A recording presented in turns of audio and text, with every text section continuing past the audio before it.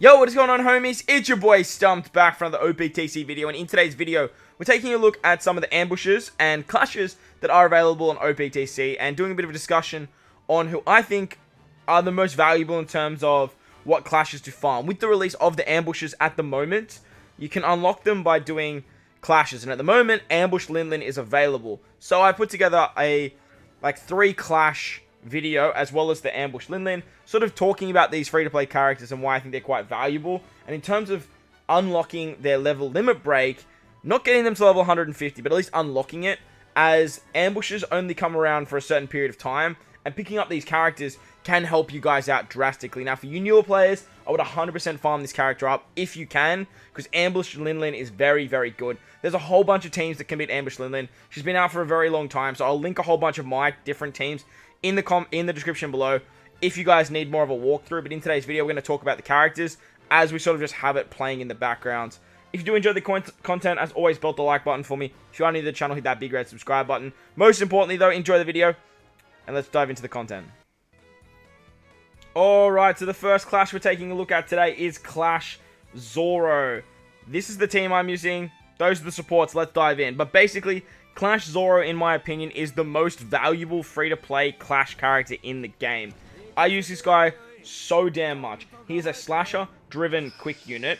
He has a special that does 55 times his attack in non-type damage to one enemy, ignoring defensive effects. He removes 5 turns of damage reduction, 5 turns of threshold, and if your HP is full, he doubles the type effect of normal attacks for slashes and driven for 1 turn, otherwise giving you a 1.75 type affinity boost for 2 turns. So he's a color affinity booster. He's got great utility. He's a Zoro character. He's a slasher. He's a driven, and he goes on a lot of different teams. He also has a very good support going on any slasher, giving you a 1.3 times color affinity boost for slashes on the final stage, which makes him very, very valuable. This guy gets used so much, and if you don't have this unit, farm him up. The clash is not that hard. This clash is actually fairly easy, and as you can see, if you do have something like Marco or Jack, you can actually get a lot of XP and do it fairly easily. This particular team doesn't no stall, and as I mentioned, I'm sort of just having this content like play in the background as I'm talking about the units and why I think they're so valuable.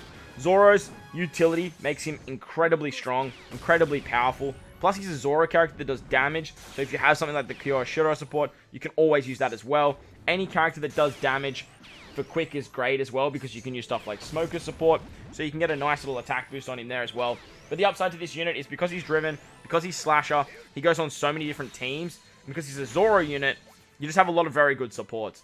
As you can see, this content's not exactly hard anymore, as it has been around for a little while now. But as you saw there, you do need some, like, a little bit of bind removal on stage 3. You need a little bit of damage reduction, to like 4 turns of damage reduction to get around the Tashigi stage. You need some despair removal here, as well as some threshold removal. And that's kind of why we have a whole bunch of supports on this team, as well as Jewelry Bonnie in the bottom left to take down the threshold. Zoro also has a barrier on the final stage as well, 2 great hits, so you do need to get around that. With this particular team, we don't really worry about it too much. We just hit the grates and we're pretty much hunky-dory. If you bring some Dex units, you're going to do a lot of damage to Zoro. You can easily take him out and farm up a very, very good free-to-play character. This team can beat the ambush as well, so if you are using this team, like, you're not going to have any struggles there. Let's move on to the next Clash character, and let's take a look at Clash Crocodile.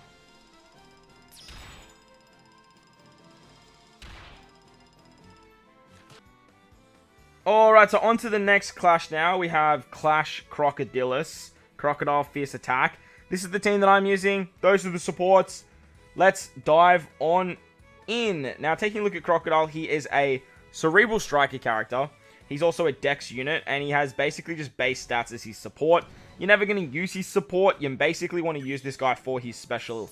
He does major non-type damage to all enemies that ignores defensive effects. He changes empty, block, and bond slots to character's own types. Reduces locking of the chain multiplier by 8 turns. And if your captain is a Cerebral or Striker class, he's going to set the chain multiplier at 2.0, maxing at 35.0 for 3 turns. The fact that you get his special for 3 turns is very, very powerful. Strikers and Cerebrals are very, very good classes, and this guy finds his way onto a lot of those teams because he gives you a 3 turn of this chain boundary, which is actually classified as a chain lock. Now, this clash is actually fairly tricky, and you do get a lot of like special reverse on stage 3, but as you can see with my team, it doesn't have too many issues because we have a lot of special reverse. However, You do have a lot of stall here, so you don't have to run it no stall like we are doing today. But when it comes to running Marco, I've just been having a lot of fun trying to figure out ways to like no stall all of these old content and get through them as quickly as possible. With Marco, he's a lot of cooldowns, so getting around that stage wasn't that big of a deal. On stage 4 though, you come up against Dazbone and you have to deal with some defense up. It is 6 turns of defense up, which is a little bit annoying, but you can always set the defense to 0, which works out quite nicely for most teams. All in all, I use Croc a lot. He has a pretty whatever captain ability that you're never going to use, and you're pretty much using him for his what's it called? You're pretty much using him for his chain boundary effect. That's the real reason like that you're using this guy. Very, very powerful free-to-play character, and he's a character that not only finds his way on the team purely for that chain boundary as an attacking buff, but you can also use him in the way that he carries it into the final stage to avoid getting very low like 1.1 chain locks and stuff like that. You can also get a lot of orb manipulation with this guy. He gives block orb manipulation, bomb orb manipulation. He deals damage. He's a Crocodile, so he has access to the Mr. 1 support as well, which makes him very, very good. As you saw there, you do take Special Bind on your top and bottom row when you do beat stage 4. And then when you move into the final stage against Crocodile, he just gives you like a whole bunch of like orb rotation. He blinds your healing and then does like a whole bunch of damage. And he also gives you a bunch of despair when you kill him. So when he dies, he comes back with a whole bunch of despair. I think it's something like 7 turns of despair, or it's 10 turns, but then 7 after sockets. And then he does slot bind as well, so very, very annoying there. The whole idea of this guy, I think, was like around the time that Whitebeard came out. The quick Whitebeard, who removes a lot of despair. So he worked quite well. But as you can see, with all of our supports, we can get around the 7 turns of despair, literally just with supports, which is actually pretty cool. And then because we hadn't used our Marco specials, we had them ready to go, and then we could just like kill him on the through the slot bind. And it all worked out pretty hunky-dory. But nevertheless, Croc is a very good free-to-play character. I use him a lot, especially on striker teams, when you're using stuff like Yamato. So that was Crocodile. Let's take a look at the final Clash character before we move into the ambush.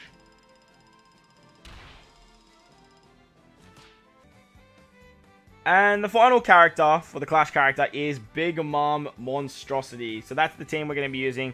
Those are the supports. Let's dive on in. Now, funny enough, we are taking on Clash Big Mom before we go into the ambush Big Mom, which is funny enough. Now, this particular character is not sort of a character most people will prioritize in terms of like Clash characters. But for me, I use this character every single time Treasure Map comes around. And for speed farming content, like if you are doing XP farming or something like that, or like farming up like cotton candy from Colosseums, this particular unit is really, really good because she has a limit break where she gives herself special cooldown at the start of the fight, and she has double special activation. She is a slasher powerhouse quick unit, which is a very interesting combination for a Big Mom, and she has a special ability that cuts the crew's HP by 50% and deals 100 times the HP lost in non-type damage to one enemy and changes their slots randomly unless they are recovery slots. So the more HP you have, the more damage she actually does. Cutting the HP by 50% means that she's going to throw back 100 times that. So if you cut your HP by 1, she's going to throw 100 damage. If you cut your HP by 100,000, she's doing like... I can't do the quick maths. I want to say like 1 million, but like it might be wrong. It's not. It's 10 million. She's doing like 10 million. Maybe she's doing more. Honestly, it's like, it's super late here and I can't do maths. I don't know why I used that analogy. That was really silly of me because now I probably look like an idiot. On this particular fight though, you got to be really careful because you do get captain swapped. So bringing a character like Smoker, the Rare Recruit Smoker is really, really good. You could use something like Germa or Carrot. They're great because you actually can use them to get around the captain swap. And with this particular team, it works out really nicely because like, it's a really nice way of like not allowing Marco to get the double auto trigger of the super, that when you activate the super class to get his auto trigger. And it actually works out really, really nicely. This particular team was very, very satisfying because not only was it no stall, but it had a very nice cheeky way of getting Marco to trigger his auto triggers in 2 different stages, which normally never happens. When you get to the final stage against Big Mom, she blinds your ship for 99 turns. And she gives you 99 turns of a burn, and just the whole content reduces your healing. So you've got to try and find a way to get around that. But nevertheless, the content isn't that tricky anyway, because nowadays we have a lot of like very, very powerful units. The downside to this particular Clash though is she does have a revive mechanic where she comes back and she changes her color or type into a strength type. So if you bring a whole bunch of Dex units, then you're going to struggle to kill her on the revive. And then she gives you like a whole bunch of slot bind, like 99 cents of slot bind, just like Croc does, which is very, very annoying. But lucky for us, we have the auto trigger of Marco. We get the color affinity back from Robin as well. And this new Robin is just so good. I use this new Robin so damn much for her cooldowns, for her color affinity. But all in all, this Big Mom, she's actually really, really good because of her limit breaks. So you do want to max her out in terms of just getting the 10 copies, as well as getting the level limit break for her as well to get more HP. But again, don't get any of these characters level 150. It's just to have them available in case you ever need them to. And with the 100% special level up that will be coming, having these characters ready to go is going to help you guys out drastically. Let's move on to the ambush now, and this is the character you definitely want to farm up. Alrighty, you've been ambushed. Let's go. Now, any clash will give you the ambush, which is great. And the ambush at the moment is Lin Lin. We will be moving on to stuff like Shanks and Whitebeard once they actually come out with some different clashes. But for now, we are taking on young Charlotte Lin Lin, Devastation in the land of Elbaf. And this particular character is still one of the best free-to-play characters in the entire game. All the teams that you saw in today's video can complete this. But again, I just wanted to have that running in the background while I did speak about these new well, not new, but like these old, very good free-to-play characters. Against Lin Lin, she used to be some of the hardest content in the entire game, but nowadays, she's not so much. She's a Psy powerhouse-driven character. She has stats as her support, so you're probably never going to use that.